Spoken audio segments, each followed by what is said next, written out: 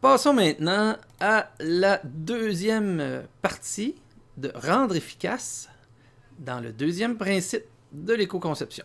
Donc, rendre efficace, c'est le deuxième principe de l'éco-conception. Donc, aujourd'hui, je vais vous partager directement, vous montrer directement des exemples, vous expliquer où moi je les utiliserai, ou ce que vous pouvez en faire, le potentiel de tout ça. Je vais vous montrer des catalogues, j'ai quelques liens vidéo qui sont assez intéressants. Et puis, s'il n'y a pas de période de questions, ben, vous pourrez poser vos questions dans le chat si vous écoutez la rediffusion, par exemple, ou si vous l'écoutez sur YouTube. Alors, je vais réduire dans le petit coin, comme la semaine passée. Alors, on y va avec ça. Des exemples de composantes d'espace efficace. Alors, le premier exemple, c'est une vidéo d'un architecte de New York qui a, vous voyez l'adresse qui est ici, je vais vous mettre les deux liens dans le chat, dans l'ordre que vous les voyez ici, parce que le premier lien, c'est la version courte de la vidéo qui doit durer à peu près 5 minutes. Puis, le deuxième, c'est la version plus longue, qui dure 19 minutes quelque chose. Là, il explique davantage tout le processus du design de son logement. C'est un 2 pièces et demie, en fait, qui a converti pour pouvoir faire dormir confortablement 4 personnes, recevoir à une table une dizaine ou une douzaine de personnes assises. Et il y a énormément de modules de rangement. Il y a même une grande cloison mobile dans le milieu qui permet de diviser son grand salon. Parce que là, ce qu'on voit, c'est le lit escamoté. Mais quand le lit est remonté, vous avez un divan et vous avez une grande toile qui peut descendre pour écouter la télé ou du cinéma. Puis cette toile-là est dans une grande cloison mobile qui permet de rapetisser le salon et de faire une chambre derrière et d'avoir du rangement. C'est vraiment très intéressant pour un exemple de maximisation d'espace qui pourrait être utilisé à certains niveaux dans n'importe quel concept finalement d'habitation. Aménager en regroupant des fonctions dans un même espace. Évidemment, c'est un des principes fondamentaux. Plus on va mettre de fonctions dans un même espace, plus on va sauver des espaces. On n'aura pas besoin de faire plus grand, d'agrandir, parce qu'on aura une pièce à multifonction. Et plus on aura des gadgets, des éléments de quincaillerie, des façons ou des outils faciles ou des meubles bien pensés pour faire la transformation facilement et rapidement, bien, moins on sera contraint, moins on va trouver ça désagréable de toujours rechanger l'espace pour changer de fonction. Fait que les espaces qui ont le plus intérêt à faire des choses comme ça, c'est par exemple bureau et chambre d'amis. Ben, la chambre d'amis ne sert pas très souvent et lorsqu'on peut convertir en bureau, bien on le convertit puis on peut le laisser comme ça quand même longtemps avant d'avoir à reconvertir pour le mettre en chambre d'amis par exemple. Donc, on peut marier bureau et chambre d'invité, buanderie et salle de bain, corridor ou penderie. Penderie, ici, ce serait tout simplement de mettre laveuse-sécheuse dans un walk-in, qui pourrait même être à mi-chemin entre deux chambres. Donc, on pourrait avoir le penderie, salle de lavage, la penderie, salle de lavage, qui sépare deux chambres. Donc, on sauve une pièce, on s'habille, on se déshabille dans le même espace où il y a laveuse-sécheuse, on met ça tout de suite dans la laveuse, si on le désire. Salon et cinéma maison, très facile, surtout avec maintenant les toiles, que vous pouvez voir dans l'exemple de la vidéo juste avant. Ici, par exemple, en voilà des exemples de bureaux qui se transforment. Donc, en haut à gauche, vous avez l'exemple de bureau qui se transforme en lit. Puis, juste derrière moi, vous avez une table qui peut se transformer en bureau. Surtout avec les ordinateurs portables, hein, c'est pas grave d'avoir un plus petit espace pour le déposer devant soi. Puis, relever la table pour avoir les éléments de rangement, pivoter la lampe, etc. Donc, toutes sortes de choses qu'on peut faire de ce genre-là, comme bureau en lit, lit en bibliothèque, bureau en armoire, table en bureau, ottoman en table. Je pense que j'en ai des exemples. Cloison mobile, donc si on tasse une cloison, mais on peut automatiquement créer peut-être un bureau derrière et garder un espace chambre, des choses comme ça. Puis des meubles mobiles, évidemment, qu'on pourrait déplacer. Voici l'exemple de la table Goliath que vous allez voir dans la vidéo du logement de New York. Donc, l'exemple du logement de New York, c'est exactement ça. C'est une petite table console qui lorsqu'on l'étire, va augmenter jusqu'à 8 fois sa longueur. Donc, ça fait facilement 10 personnes, 4 personnes par côté, une personne par bout. Puis, évidemment, elle n'est pas obligée d'être agrandie tout le temps au maximum. On rajoute le nombre de planches qu'on a besoin. Il s'agit d'avoir un espace pour ranger ces planches-là dans un garde-robe, une armoire qui n'est pas tellement loin. Puis, vous voyez, il y a même un appui central qui va s'étirer, qui va se déplacer pour assurer une bonne solidité. Cette table-là, vous pouvez l'avoir chez Richelieu, qui est un des grands fournisseurs duquel je vais vous donner les liens tout à l'heure, dans lesquels, sur leur site, finalement, vous allez pouvoir trouver plusieurs catalogues de quincaillerie d'avant-garde à ce niveau-là. Ici, par exemple, on a d'autres types de lits escamotables ou d'autres lits qui viennent prendre moins d'espace. En fait, vous voyez le premier à gauche, l'escalier, c'est carrément une bibliothèque. En haut, vous avez un lit simple. Puis en dessous, on a des grands tiroirs qui servent de garde-robe. Il peut y avoir des penderies, il pourrait y avoir des grands tiroirs avec plusieurs tablettes ou un niveau de pôle comme on voit sur celui-là ici. Au centre, bien évidemment, 2 lits superposés, d'où l'intérêt peut-être de concevoir des maisons qui sont plus hautes, à 9 pieds. Si on veut les faire plus petites, ben, si elles sont plus petites mais plus hautes, on va pouvoir plus facilement faire des lits plus confortables à 2 niveaux. Et avoir du rangement quand même en dessous, avoir un bon dégagement finalement, autant pour la personne en bas que la personne en haut. C'est plus confortable sur 9 pieds que sur 8, évidemment. Sur 8, ça se fait quand même, mais pour une chambre des maîtres, disons que de toute façon, on ne mettrait pas la chambre avec les lits superposés pour la chambre des maîtres, idéalement. Peut-être chambre d'amis, pour que les enfants puissent recevoir plusieurs amis. Ou, évidemment, chambre d'enfants. Et celui qui est derrière moi, ça ne paraît peut-être pas comme ça, mais en utilisant le lien, vous pouvez regarder, il existe en vidéo, c'est un lit qui descend du plafond, donc c'est un système mécanique. Le lit est au plafond, on a un séjour en dessous, et lorsqu'il descend, ça fait une chambre d'amis. Bon, c'est peut-être pas un design habituel, ça fait une grosse boîte qui traîne au plafond, mais ça peut être une option intéressante. Évidemment, utiliser du rangement en hauteur, faire le tour, on est habitué pour les banquettes, mais ici on le voit aussi dans un salon, là où on est vis-à-vis un sofa, utiliser l'espace au-dessus, il est vraiment perdu, donc il pourrait être en bibliothèque, et puis ça peut être vraiment décoratif, ça peut être intéressant.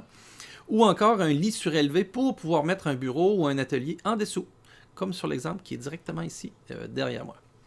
Donc, escalier et vélo suspendu, c'est une chose qui est possible. Donc, de suspendre le vélo au-dessus de l'escalier. Moi, c'est ce que j'ai fait. J'ai un système à poulie et puis je peux mettre 2 vélos au-dessus de mon escalier. Puis on le voit même pas, on l'oublie complètement. Évidemment, dans une aire ouverte, on les verrait, mais dans une descente d'escalier entre 2 murs, on les voit plus. Mezzanine, chambre, un peu comme derrière moi. Et puis, concevez votre maison en hauteur, c'est moins coûteux qu'en étendue. Avec 9 pieds, c'est ce que je vous disais justement tout à l'heure. Pourquoi pas utiliser des murs très épais, mais qui sont mitoyens à 2 pièces, pour pouvoir faire des alcôves d'un côté et des rangements encastrés de l'autre. Plutôt que d'avoir juste un garde-robe typique, ben ça peut être des alcôves pour pouvoir intégrer des meubles intégrés à tablette ajustable, des meubles d'ébénisterie. Ça range beaucoup mieux que des divisions faites en gyps qui sont très épais avec des portes, puis des moulures, puis des grosses poignées. Donc c'est beaucoup plus intéressant et on gagne plus d'espace en utilisant du mobilier intégré pour faire les armoires et les penderies. On peut utiliser des niveaux de plancher, puis là où les planchers sont surélevés, utiliser l'entrestructure, l'entresolive, et puis prévoir les solives pour pouvoir faire par exemple des rangements dans les planchers. Au niveau des portes, moi je vous mets en garde sur les portes coulissantes parce qu'évidemment c'est plus difficile de mettre un meuble vraiment vis-à-vis où la porte va tasser. C'est beaucoup moins insonorisant. Et c'est moins intime pour une chambre d'amis ou une salle de bain. On entend tout ce qui se passe. C'est vraiment pas bien insonorisé, une porte coulissante. Donc, si c'est une porte coulissante dans un mur, c'est peut-être moins décoratif que ce qu'on voit ici, mais c'est plus facile à rendre plus intime, juste en rajoutant une petite moulure pour que quand la porte est fermée, la moulure vient cacher le jour qu'il pourrait y avoir et même améliorer un petit peu l'insonorisation. Donc, pas trop dans les coins de la pièce aussi, les portes. Donc, plus les portes sont placées dans un coin, plus on va circuler en diagonale, plus on va avoir de la perte d'espace et ça va être plus difficile de meubler. Par exemple, derrière une porte dans une chambre, si on colle la porte tout de suite au mur, c'est sûr qu'on ne peut pas meubler derrière la porte. On est mieux de devancer un petit peu nos portes à 1 pied ou à 2 pieds pour pouvoir mettre une bibliothèque ou un bureau derrière la porte, par exemple. Ça dépend toujours des aménagements qu'on fait, mais en général, C'est une possibilité, là, c'est vraiment une éventualité à regarder. Au niveau des fenêtres, bien, plus les fenêtres vont être étroites et longues, ou encore étroites, très larges et minces en hauteur, plus on va être capable de meubler devant, par exemple. En passant, des fenêtres à auvent, comme vous voyez ici, juste derrière moi, c'est le meilleur principe de fenêtre parce qu'elle lutte toujours avec la gravité. Elle ne cherchera jamais à gauchir, puis vous pouvez ventiler même quand il pleut, et puis c'est pas inquiétant qu'il rentre beaucoup d'eau dans la maison, et ça ventile très bien, ça ventile sur 3 côtés, ça fonctionne très bien. L'emplacement, évaluez vraiment ce qui est utile pour vous, donc une fenêtre étroite pour libérer pour une grande armoire, ou des fenêtres hautes et larges pour pouvoir meubler devant par exemple. Évidemment, c'est toujours dans l'option de faire une maison plus compacte, pour que dans les pièces où c'est moins essentiel d'avoir des fenêtres avec une belle grande vue, comme le séjour ou la salle à manger, bien, on peut faire un choix d'une fenêtre plus petite.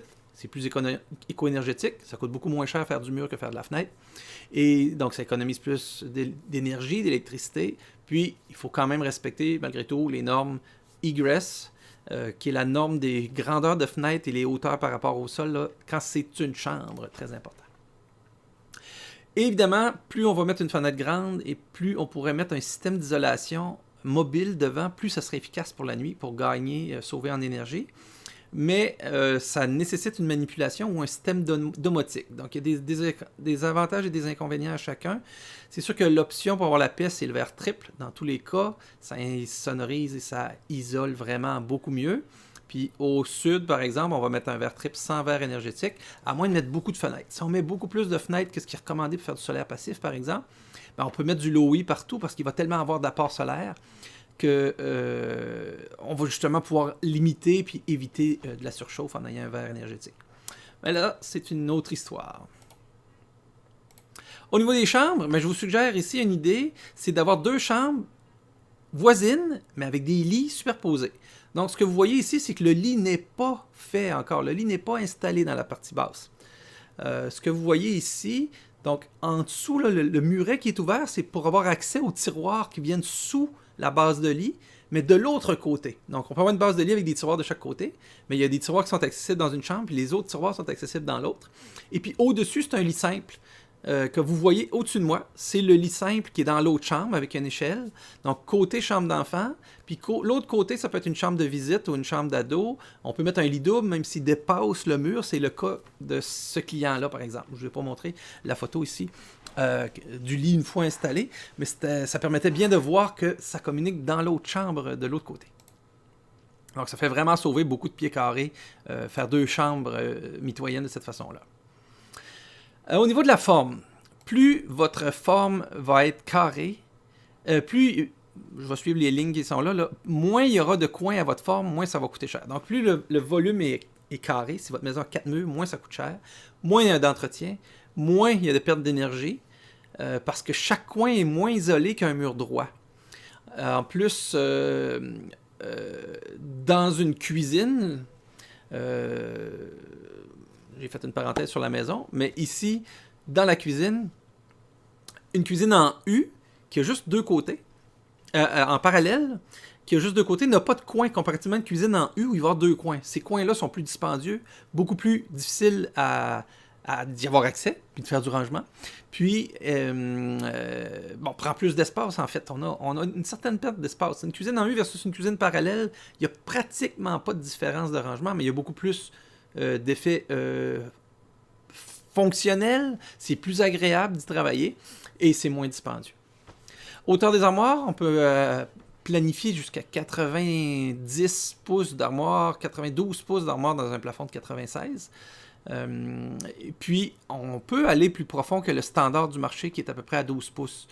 Moi, dans les ministéries où j'étais, on faisait tout le temps du 13 écarts de caisson plus la porte, donc ça faisait 14 pouces maintenant, ce que c'était notre standard dans le résidentiel. Puis, bien souvent, j'en ai fait plusieurs où les armoires du haut avaient 16 pouces. Quand c'est pas l'endroit où on travaille le plus, on peut faire encore plus profond. On ne l'aura pas dans le visage. Le bas est tellement plus profond que ça ne nuit pas à tout ça. Le triangle fonctionnel va très bien se faire dans un espace parallèle à 2 côtés. Puis, le type de porte le plus pratique, escamotable, c'est celui-ci. Parce que l'escamotable bas, qui lève puis qui nous arrive directement dans le front, ben c'est pas très pratique. Puis on a beaucoup de difficultés à ouvrir la deuxième porte du haut. Alors que si c'est une porte double comme ça ici, on voit que la poignée reste accessible dans le dernier tiers du haut. Puis c'est un mécanisme qui descend avec un système à ressort qui est amorti. Donc si vous avez un système une cuisine à designer avec un look de porte horizontale, c'est ce que je vous conseille. Vous pouvez cuisiner, laisser la porte ouverte. Il n'y a pas de battant ou de volet là, qui vous nuit. Vous les dégagez complètement vers le haut. L'autre option, c'est d'avoir des portes coulissantes qui viennent une devant l'autre. Ça existe pour des grands pans. Là. Il y a des systèmes de portes coulissantes invisibles très esthétiques, qui est vraiment très intéressant aussi. Pour la salle à manger, une table ajustable, évidemment, en termes de grandeur. Des banquettes, on le voit de plus en plus. Hein, un designer qu'on voit bien à la télé, en tout cas du moins au Québec, Corbin... il me semble que c'est pas Denis. Bref, son nom va me revenir. On le voit dans Vendre ou Rénover Québec de ce temps-ci. Il va concevoir très, très, très souvent des salles à manger avec un des côtés en banquette parce que ça permet vraiment de placer la table plus proche d'un mur. Et en plus, on peut rajouter du rangement en dessous. On peut même en rajouter au-dessus, comme sur la photo ici. Puis, on achète moins de chaises, mais on fait fabriquer une banquette de plus par l'ébénisterie. Donc... c'est quand même un petit peu plus cher que 2 chaises, mais selon l'espace qu'on a, bien ça peut être un espace de rangement additionnel hein, qu'on n'a pas à compter dans notre cuisine. Là, il fait partie de notre budget de rangement, par exemple. Pour la salle familiale, donc rapprocher les gens, très important dans le concept de base. On ne colle pas les meubles sur les murs. Quand l'espace est très grand, l'idée, c'est pas de placer les sofas contre les murs et que les gens soient tous trop loin. Il faut rapprocher pour que les gens soient à distance convivial, donc table de salon, 16-18 pouces, sofa, même chose de l'autre côté. Donc si la pièce est très grande, derrière on circule, on rajoute des bibliothèques, des plantes, une console, on peut faire différentes choses, mais on rapproche les gens dans des salles familiales et ça libère de l'espace plutôt que d'avoir un grand espace vide où les gens sont à l'autre bout du monde avec qui on va parler. Donc on favorise le face-à-face. Puis, des fauteuils pivotants, dans un espace comme ça qui est grand, qu'on pourrait rediviser, ben, l'espace pivotant, les fauteuils pivotants peuvent facilement ajouter une fonction, se tourner vers le foyer, se tourner vers le piano, et puis ça peut être vraiment très intéressant pour un espace qui deviendrait multipièces. Ajouter une console derrière le divan, la console peut même être un bar. TV et foyer du même côté, idéalement, pour permettre de les voir en même temps. TV à 26 pouces du sol, la base de la télé, c'est la hauteur idéale. Donc, c'est celle que je vous suggère. Une salle de bain utilisable par plusieurs personnes en même temps plutôt que 2 ou 3 salles de bain. Donc, il y a une tendance dans le design un peu plus évolué, c'est d'avoir une salle de bain multifonction. Donc, on va avoir une toilette à l'écart, soit cachée par un mur en retrait quand la pièce est très grande, ou carrément dans une porte pour avoir une salle de toilette, plus une salle de douche et bain, plus la vanité lavabo près de la porte principale. Donc, on peut avoir vanité, lavabo sans porte pour fermer la salle de bain, mais avoir une porte pour baignoire et douche, puis une porte pour toilette, par exemple. Donc, ça peut être une façon d'éviter d'avoir 2 grosses salles de bain complètes et d'avoir, par exemple, une salle d'eau plus une salle de bain comme ça, multifonction. Ventilation obligatoire, mais pas la fenêtre dans une salle de bain. Donc, si vous êtes du côté nord et puis que... Quand vous allez dans votre salle de bain, c'est pour vous brosser les dents, vous n'êtes pas obligé de voir dehors tout le temps, mais pourvu qu'il y ait une fan, c'est correct. Et puis, ça peut être plus éco-énergétique si c'est du côté nord. Donc, les fenêtres hautes, comme sur l'exemple ici derrière moi, peuvent permettre de ne pas mettre de billage de fenêtre et d'avoir un éclairage naturel sur toute la largeur pour bien se voir lorsqu'on est à la vanité, au meuble lavabo. Donc, un seul grand miroir ou un seul grand lavabo, mais avec peut-être 2 robinets, ça se fait. C'est intéressant. Et ce que vous voyez ici, c'est l'exemple d'une toilette avec un lavabo. Mais ce n'est pas un lavabo qui va envoyer son drain dans le réservoir parce que ça cause des problèmes d'obstruction. Ça vient boucher le fonctionnement de la toilette à cause des résidus de pâte à dents et de savon. Donc, il faut vraiment qu'il y ait quand même un drain qui fait que l'eau s'évacue, mais ne va pas dans le drain, va pas dans le réservoir pour être utilisé dans la cuvette après. On peut s'inspirer des navires, par exemple. Dans les navires, la douche, souvent la toilette est dans la douche.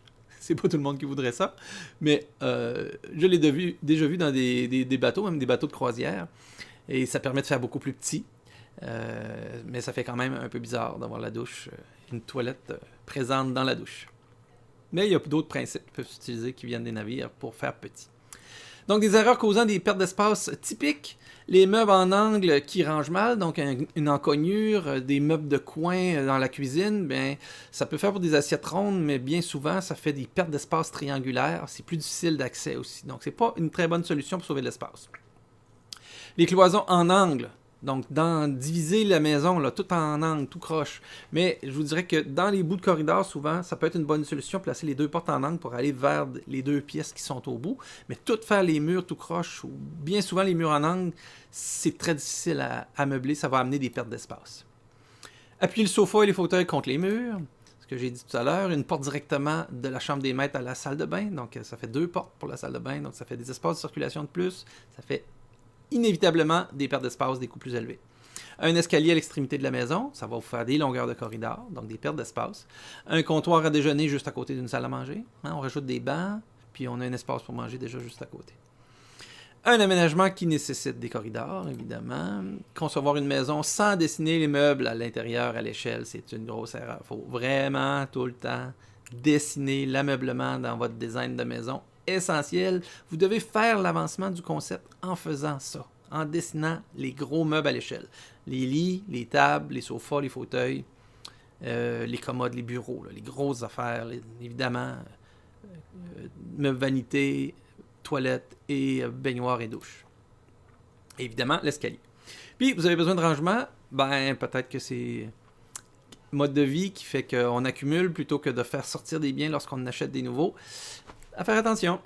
Alors, j'ai 2 autres vidéos pour vous d'exemples de meubles qui se transforment. Ici, on le voit, il est en plein milieu de l'action. C'est un lit qui va continuer de pivoter et qui va pouvoir se renverser, alors que quand on le relève puis on le cache, c'est une bibliothèque. Donc, avec le lien qui est là, je l'ai de près, je vais pouvoir vous le mettre dans le chat sur Facebook. Vous pourrez aller voir les vidéos, très intéressantes. Il y a plusieurs de ces vidéos-là aussi, j'ai mis les liens sur mon site internet. Donc, si vous allez sur mon site internet, monprofdesigner.com, et vous allez dans la section éco-design, parce que j'ai la section éco-construction puis la section éco-design, vous allez dans la section éco-design, puis vous allez avoir, dans le bas complètement, vous allez avoir une séquence, une liste, là, une sélection de vidéos, dont les 3 que je vous ai montrés aujourd'hui. Donc, c'est un autre endroit pour trouver les liens. Alors, ce que je voulais vous montrer de Richelieu. Donc, vous avez le site principal, richelieu.com. Dans le site canadien, vous avez accès à une panoplie de catalogues. Là, je vous en ai sorti 4 en exemple. Donc, vous avez ici les mécanismes de lit. Il y a une 40aine de pages. Puis, vous allez voir toutes sortes de lits. Des lits qui se replient mais qui sont de côté, d'autres qui sont debout, d'autres qui sont superposés, d'autres qui c'est un sofa qui se transforme en lit double, etc. Et comme c'est Richelieu qui vend ça, ben vous pouvez vous les procurer auprès de fournisseurs comme 2020 dans la région de Québec, ou encore à votre ébénisterie préférée dans votre coin. Ils peuvent vous vendre soit la quincaillerie ou encore vous faire le meuble qui va avec. C'est encore mieux, évidemment.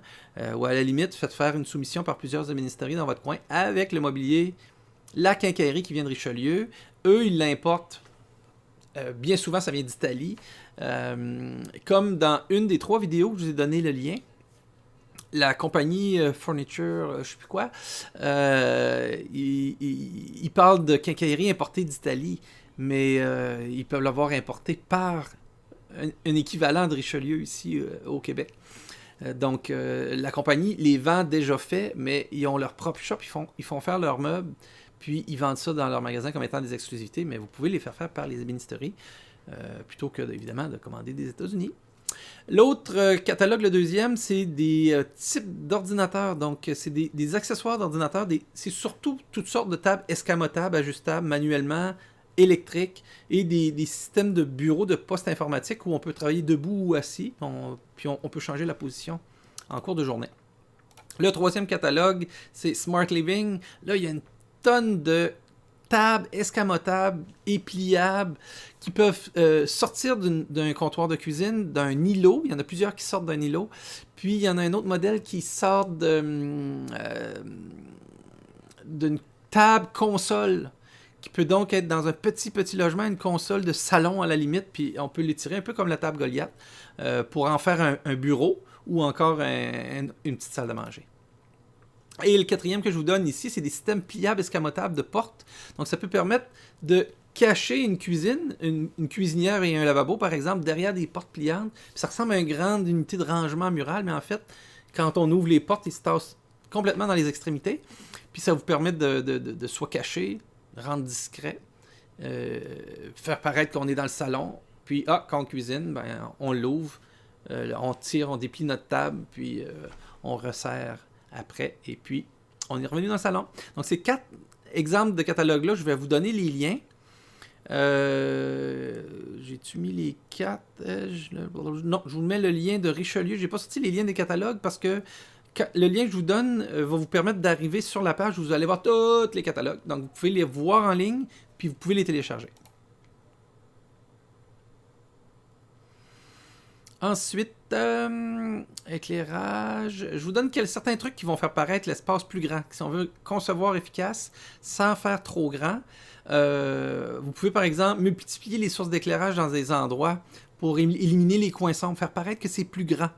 Un espace peint foncé doit avoir plus d'éclairage. Donc ça peut être chaleureux, ça peut être très beau et invitant comme la photo la plus vis-à-vis moi, mais il faut rajouter beaucoup plus d'éclairage. Donc avoir plus d'encastré, avoir lampe d'appoint, lampe d'ambiance, etc. C'est sûr, ce qui donne le moins bon résultat, c'est le plafonnier plat, la coupole là, collée au plafond. Ça donne un éclairage de base qui est jamais intéressant. C'est à éviter. Moi, je ne mets jamais de fixture dans les plafonds de ces salons, mais même de la chambre des maîtres, parce qu'on va mettre 2 lampes de chevet, puis on va mettre de l'éclairage dans le walk-in ou dans le garde-robe pour compenser. Ensuite, choisissez du LED blanc chaud, donc du diode électroluminescente. Je l'ai mis à l'envers, il a fallu que je mette d'elle. Puis du 4000K et moins, parce qu'en haut de 4000, l'éclairage est trop bleu et c'est dangereux pour vos yeux.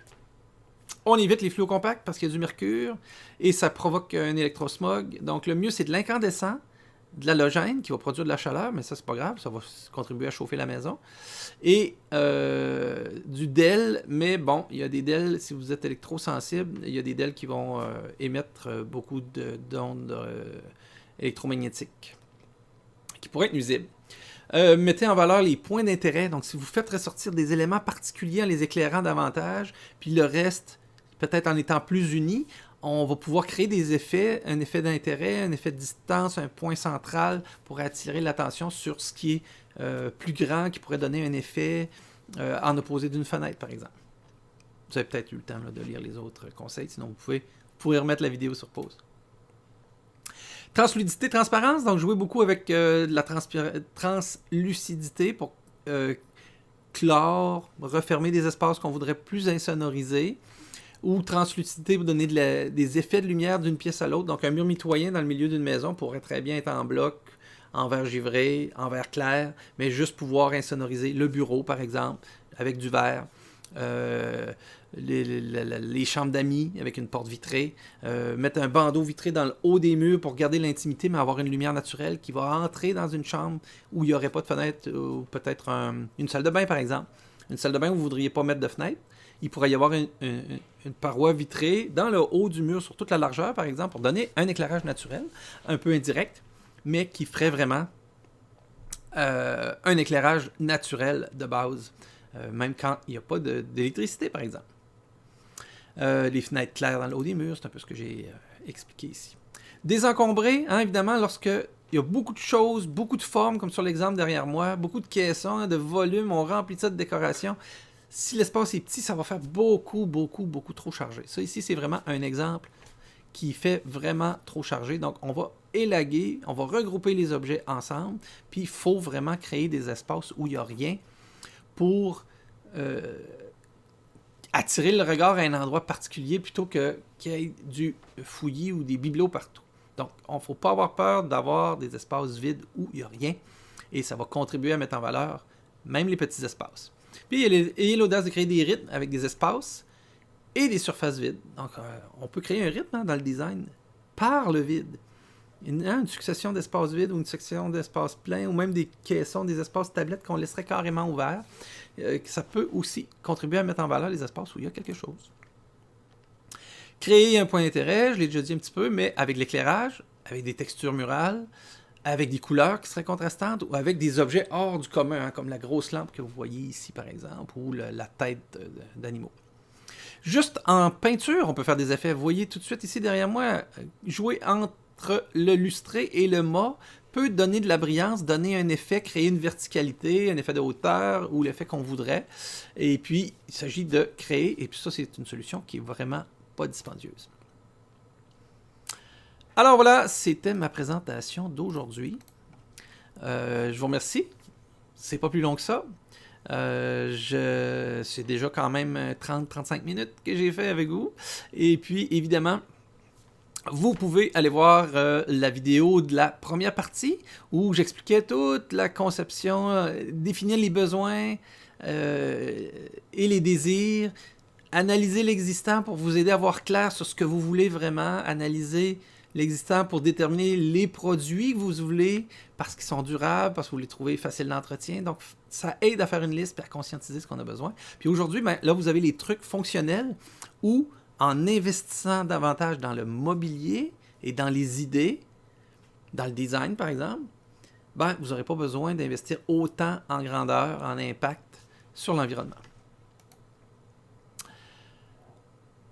Parfait. Alors, qu'est-ce que j'ai d'autre? Courriel, si jamais vous avez des questions, vous voulez me rejoindre. Évidemment, le site internet, monprofdesigner.com.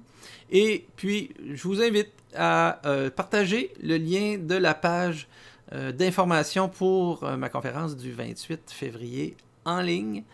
Et puis, vous avez toute l'information sur cette page-là. Je vous place ça dans le chat dans quelques instants sous la vidéo dès que je l'ai terminée ici sur Facebook, alors que sur YouTube, vous n'avez qu'à aller sur le site internet de monprofdesigner.com ou encore sur la page Facebook de Mon Prof Designer et vous allez retrouver cette vidéo aussi avec tous les liens. Mais sur YouTube, dans le texte, je vais être aussi capable de vous placer tous les liens dont j'ai parlé aujourd'hui. Je vous remercie et puis on se retrouve donc à un prochain jeudi. Jeudi de la semaine prochaine, je ne ferai pas de direct, donc c'est possible que je fasse un direct à une autre journée à un moment donné, parce que le 28, c'est vraiment la journée de la conférence. Donc, je vais peut-être faire une série de petites capsules d'ici le 28. Alors, je vous remercie beaucoup et puis on se retrouve à une prochaine. Bye!